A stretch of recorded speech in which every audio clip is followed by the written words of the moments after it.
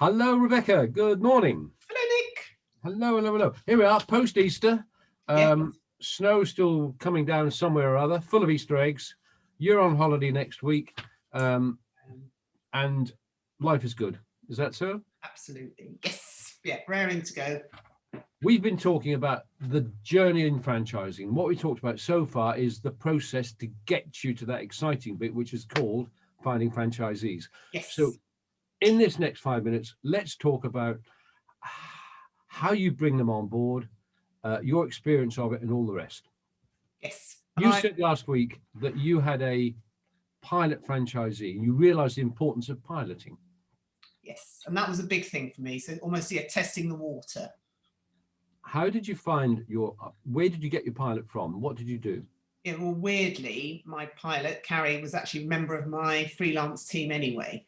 So I've always been quite good at telling people what I'm doing and my plans. So I was sharing that with the wider team. And then Carrie came to me and said, actually, I'd be really interested in this opportunity. And it was amazing. So I felt really fortunate that it was somebody I already knew. So I had that sort of that know, like and trust already established, which was important for me when we were trialing it. Did she pay you money? Yes. To get started? Yes, she did. Yes. And I that was a big thing for me. I wanted it to be not above board, but I wanted it to be official. I didn't want it to sort of be a sort of a freebie, but equally I gave it to her at a discounted rate. So I spoke to my solicitor about what would be seemed as fair. So we discounted it slightly, but still had the same principle of the monthly management fee and everything, because I wanted to be able to really test it properly. So she paid you a fixed amount up front, but a discount on that, yep, which is quite normal. Many would-be franchisors listening to this will follow that same route. Okay. But she has always paid you the normal management service fee. Yes. Is that a percentage or is that a fixed fee? It's a percentage for me, so 10%, and then we have a 1% marketing fee. And throughout the pilot, I've had that 1% marketing kicking in the beginning of the second year. Good. Okay. So back to her. She paid you money. Important thing, she had skin in the game. She had something at risk. Yes, exactly. No, exactly. Mm-hmm. So I knew that she would be taking it seriously from the beginning. Did you give her a defined territory, a virgin territory, or an established territory? We designed the territory together. So I used vision mapping, so Atlas mapping software, and I wanted again to make sure that I was treating her in the way I would with everyone else. So we defined the postcodes, we overlaid the SME data, so I was confident that actually the patch she had was a decent one. Okay, not for this particular subject, but something for people to flag up, which is that you do need to think about how to build the size of your territories. Exactly. And we can talk about it another time, can't we? But it was about using the right software for that rather than just getting any old map out and drawing a defined territory. And it was something to bear in mind is, where the franchisee lives makes a difference, because they need to be able to get out and about to wherever they need to go. So that was an important factor. Yeah. So she was already part of your team. She knew sort of what you were doing. Did you have to teach her anything to get her started? I treated her very much like I would a brand new person. So we went through the whole process, because up until then she'd been a doer of mine rather than leading and managing. So that was the difference. So I was able to sort of almost do a trial run of my manual, for example, with her, and we worked together in tweaking that at all the different stages. Okay. How long did you run her as a pilot before you decided you were ready to recruit a further franchisee? Good question. I think from memory it was about a year we did it. So I sort of tweaked things, made sure we had enough data. But I think even from then I was open to looking at how to recruit new people. But I knew that the next franchisee number 2 would want to understand how the process worked and talk to somebody else that had done it already. Yeah. Okay. So pilot stage, having somebody already in mind is useful. Yeah. Risky with friend or family, I often think, because if it doesn't work out, relationships are lost at a much deeper level than a business level. But this was a duo rather than somebody close to your personal life. Oh no, absolutely. Someone that lives slightly removed from where I am, but close enough to be able to sort of have that meeting and holding of hands. So having gone through that proving stage, you've now got to go out and find somebody brand new. Did you go for one or several at the same time?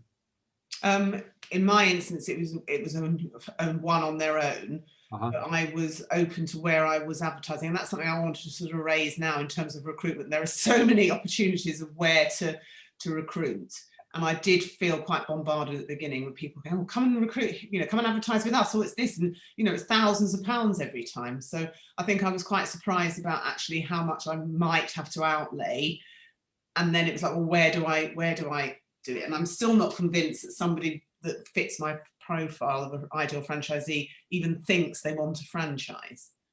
So that's something to sort of flag up, I think, is when you're profiling your franchisee, where do they hang out? Where would they be going to look for that next opportunity? Fish where the fish are, that's what they say.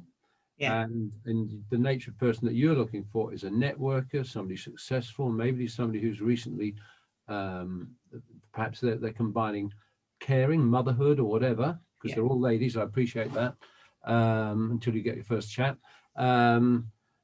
They may not even be actively looking for a franchise, but they know they want to do something. So in your sense, LinkedIn for professional people, Mumsnet maybe has been... and actually it was an exhibition that got me my second one. We were doing what was then called Mum's Enterprise. They don't exist now, but it was an opportunity, and I went to Birmingham because I wanted to sort of spread the net slightly wider. And actually Fiona lives in Leeds and had travelled down to look at another franchise opportunity, met us, and that was the sort of the clincher for her. Has any of the traditional franchise media worked for you? Yes, some of the portals have. So What Franchise, Franchise Local have. Yeah. And but like you quite rightly mentioned about LinkedIn, I will generally always check when I get an inquiry, are they on LinkedIn? And I find it a bit strange if that person isn't. Because you're looking for professionals. Yes, but actually if I look at who I've signed up, a couple of them had old profiles or ones that actually they didn't need in their corporate role. So they were then prepared to sort of revamp those, and we give training and things for that anyway. But it's just often quite a good indicator for me to sort of do a bit of research. And that's something else I think is worth mentioning now, is when you get an inquiry, do a little bit of Googling, look at them, try and see what they're like online, their online presence as well. Just gives you a little bit of a flavour. Yeah. It's interesting because I will tell potential franchisors that before they start recruiting, they should realise that a potential franchisee will be researching them. Your potential franchisee researches you. I'm jolly sure that they've looked at your LinkedIn, they'll look at the website, they'll have Googled. They will have found out as much info as they can, because we all do that now. Oh, totally. Actually, I can think of one in particular who said she described it as stalking me before she finally made, and that's like anything, it's like any clients you have, they're doing their due diligence and they're just checking you out. And I find it a bit odd if they weren't. Yeah. What this means for potential franchisor, of course, is that they really need to clean up their past history before they go. Well, you need to get all your eggs in one basket, and you need to be consistent in your messaging, if nothing else. Absolutely. Yeah. Do you know, actually, this topic's going to go over 2 weeks, because this is such an important piece, and it's so interesting. There's many places you can spend your money. Yep. I would suggest to any would-be franchisor that the siren call of 16 websites is a real opportunity to waste money.